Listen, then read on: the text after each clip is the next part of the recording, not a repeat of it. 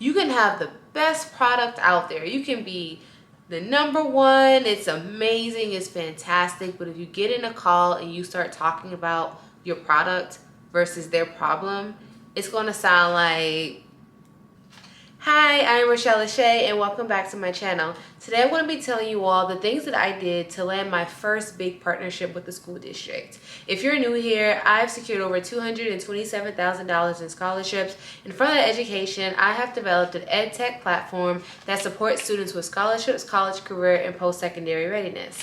What we do is we partner directly with school districts to support their students and help the district achieve the goals that they may have set for their students to obtain scholarships, college, and be ready for their career. And today I'm going to be telling you all what I did to secure my first big partnership with the school district.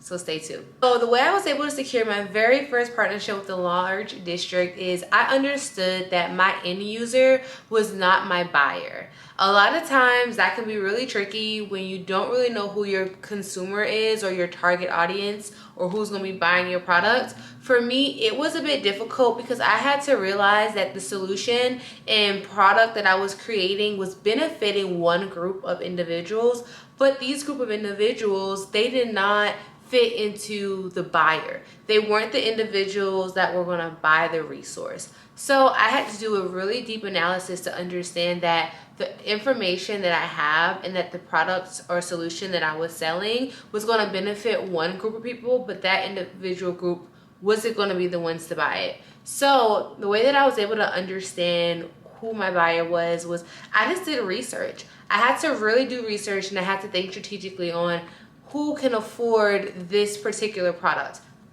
And that's another thing that you're going to learn in business. Price, it can be very tricky because you want to make sure you're pricing your products or your services at a reputable amount. You don't want to undercharge yourself, but you also don't want to overcharge. So it was really challenging to find that sweet spot because my end user ideally are students. But when you're a student in high school or even middle school, you don't have a lot of money to really spend. And I didn't want to undercharge the service or solution that I was offering. So I had to think strategically. How can I get my technology in the hands of the students who need it, but how can they get it while also allowing me to run a successful business? So that allowed me to really to kind of look into who my target audience is and who my buyer would be. My buyer ultimately is the school districts and the end user is the students. So that's the first thing that I had to understand was who am I talking to versus who am I selling to? That was the first thing. The second thing was I had to be clear and concise. In my previous video, I spoke about understanding who your audience is, being able to be confident and courageous when you're speaking to districts or when you're dealing with businesses and you're trying to make a business sale. I had to make sure my presentation was clear. I had to make sure I was answering questions concisely. I had to make sure I knew my numbers, I knew the data, and I knew that the information I was going to be providing was effective. So understanding how to be clear and concise was something that I learned along the way, and that allowed me to get that partnership with that district because I was very sure of the information that I was providing and I was clear. I was able to fully articulate what it is that I'm offering, what it is that I'm selling, and why they should buy into it and what makes this useful. A lot of times when I was just getting started into scholarships and technology, I had to rely on my own credibility. I would go into these meetings and say, I secured over $227,000 in scholarships. And instantly, that is credibility. That shows I know what I'm talking about and I'm the right person to sell to you. So that all played into me being able to be clear, being concise, and being able to articulate what it is that I'm selling and why they should trust me to sell it to them. The third thing that helps me land this partnership was having a seamless onboarding process for my partners. As I mentioned in one of my previous videos as well, you want to make sure you have secured, streamlined, effective internal systems and processes, especially when you're dealing with businesses. Businesses typically have their own set of systems, and what you want to do is you want to make sure that they have a very smooth transition from meeting with you on call 1 to signing onto an onboarding with you on day 30th, whatever your timeline is. So I made sure that I had systems built. That way the end user or my buyer, they were able to move through the sales pipeline seamlessly with no hiccups. After I did my presentation, the next step was sending out a proposal. The next step, collecting payment, getting onboarding together, getting my products manufactured. So it's more to this than just going up to a business, say, hey, I have a product I want you to buy. You have to do the internal work within your organization to ensure that you can handle a sale, that you know what you're going to do when you get the money. You know what you're going to do when that money comes in and you have to allocate it, or how you're going to manage those customers' relationships. So allowing myself to have that process documented behind the scenes allowed my partners to onboard successfully, as well as maintaining relationships. I will say another thing that I wanted to mention is customer or relationship management.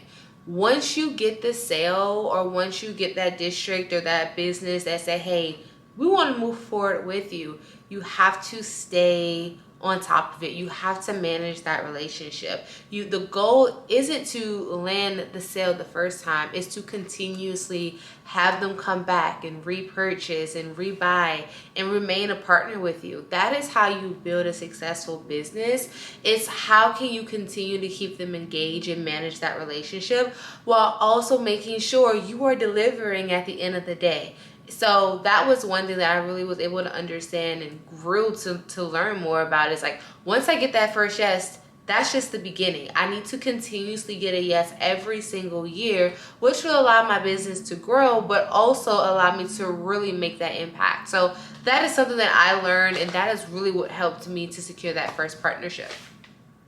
The fourth thing was understanding the pain points of my customer. Anytime I would meet with the school district in the past and currently, I don't talk about necessarily myself, what I'm selling, what the technology is, whatever the case may be. They want to know you understand what they're dealing with, what are their problems, what are their pain points. Get them speaking a little bit more about why they need the service or what do they need help with. You can have the best product out there. You can be the number one. It's amazing. It's fantastic. But if you get in a call and you start talking about your product versus their problem, it's going to sound like, okay, get to it. So one thing that I did was I went into all my meetings with their problems at the top. Before I talked about technology, AI, what we can do, what we have, I see that you're struggling with X, Y, and Z. I see that your goal is to increase X, Y, and Z before 2027. So I was really aware of what they were struggling with and what their pain points were.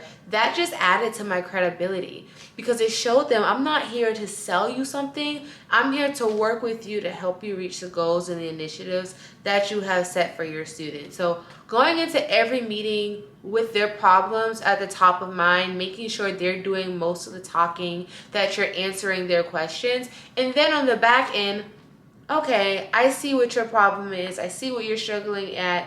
Let me tell you how we can help you. So it's all about staging and putting that information in the right order versus just going out of order. So first thing is understanding their problem, addressing their needs. And then their question is, well, how? How can you do that?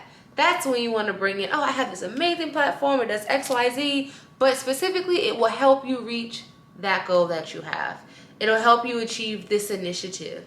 And this is how we can track it. So you want to be really specific and use key words when you're speaking with them. Those are some of the things that I was able to do that helped me land my first huge partnership with the school district. And I hope it was helpful for you. Again, if you have any specific topics or questions that you want me to answer or lessons that I can share, please feel free to leave it down in the comments or send me an email.